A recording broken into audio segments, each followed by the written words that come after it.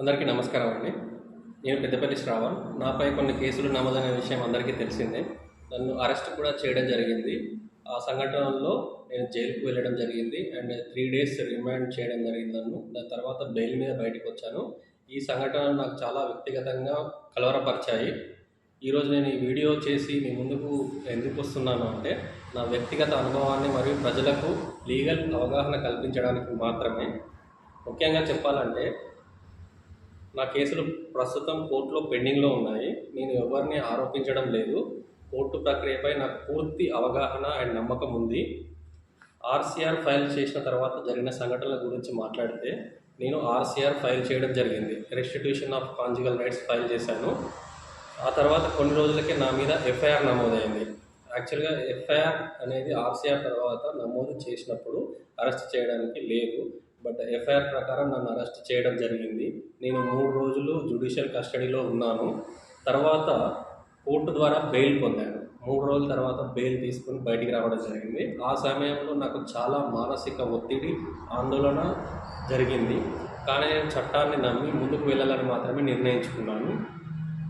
FIR తేదీ విషయం గురించి మాట్లాడితే, ఎఫ్ఐఆర్లో పేర్కొన్న కొన్ని తేదీల విషయంలో నాకు వ్యక్తిగతంగా కొన్ని స్పష్టమైన విషయాలు ఉన్నాయి.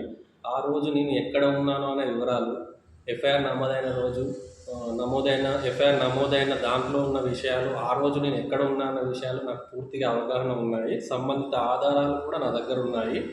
ఆ విషయాలు నేను కోర్టులోనే స్పష్టంగా సమర్పించబోతున్నాను. నాకు కోర్టు పైన పూర్తిగా నమ్మకం ఉంది. సాక్షులు కోర్టులోనే చెప్పాలి కాబట్టి ఆ విషయాలన్నీ ఇక్కడ వెల్లడించడం లేదు. తర్వాత డీవీసీ కేసు నమోదైంది.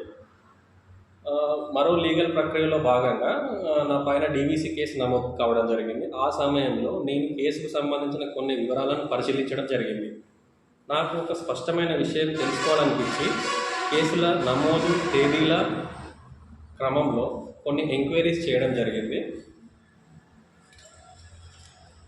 తేదీల క్రమం విషయానికి వస్తే, సర్టిఫైడ్ కాపీస్ తీసుకొని అన్ని వివరాలు వెల్లడించిన తర్వాతనే చెప్పడం జరుగుతుంది.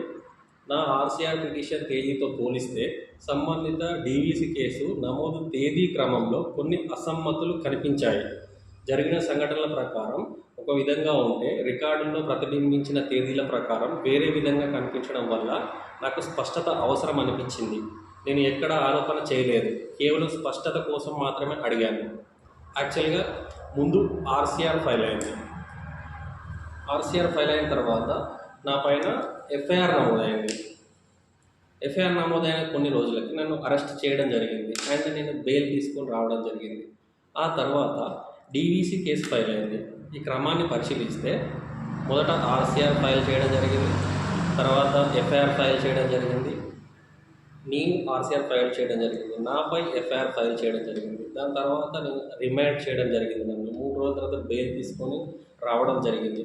ఆ తర్వాత డీవీసీ ఫైల్ చేయడం జరిగింది. సో తేదీల విషయంలో ఒక స్పష్టత కోసం నేను కోర్టును అప్రోచ్ అయ్యాను.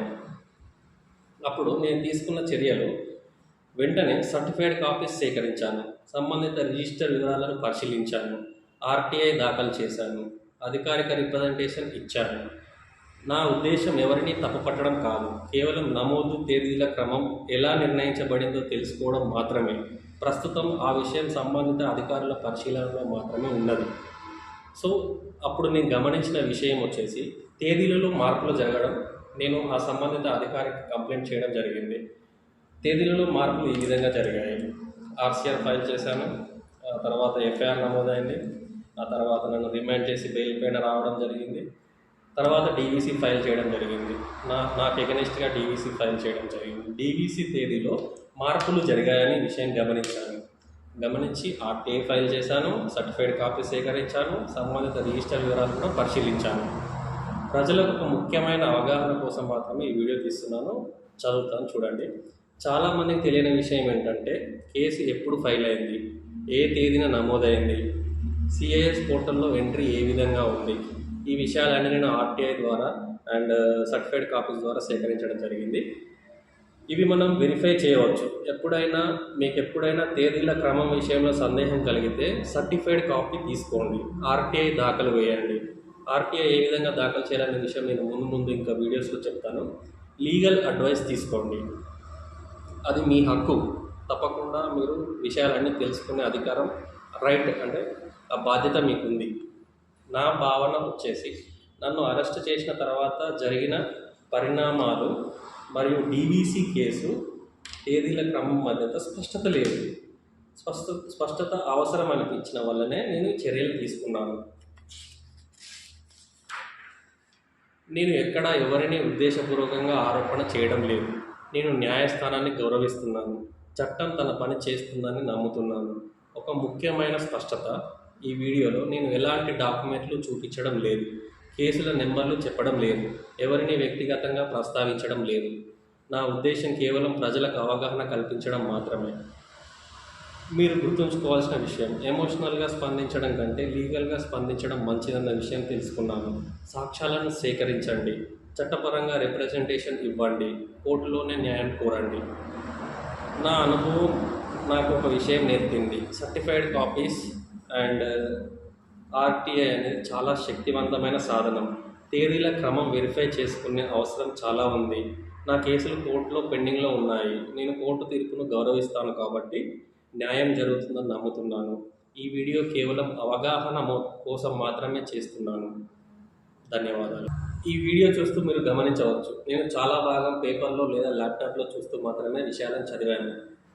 డైరెక్ట్గా మాట్లాడవచ్చు కదా అని మీరు అనుకోవచ్చు. కానీ నా కేసులు ప్రస్తుతం కోర్టులో పెండింగ్లో ఉన్నందున ఎటువంటి లీగల్ అపార్థం రాకుండా నేను చట్టపరంగా సురక్షితంగా ఉన్న విషయాలను మాత్రమే వెల్లడించాను.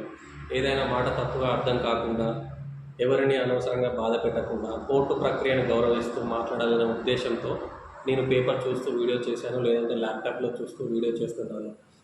ఇక్కడ చెప్పిన ప్రతి విషయం నేను ఇప్పటికే చట్టపరంగా రిప్రజెంటేషన్ ఇచ్చిన అంశాల వరకే పరిమితమయ్యాయి. ప్రస్తుతం అన్ని విషయాలు సంబంధ న్యాయ ప్రక్రియలో ఉన్నాయి. నేను కోర్టు తీర్పును గౌరవిస్తున్నాను. ముందు చట్టపరంగా అనుమతించే పరిధిలో మీకు అవసరమైన లీగల్ అవగాహన విషయాలు తప్పకుండా అందజేస్తాను.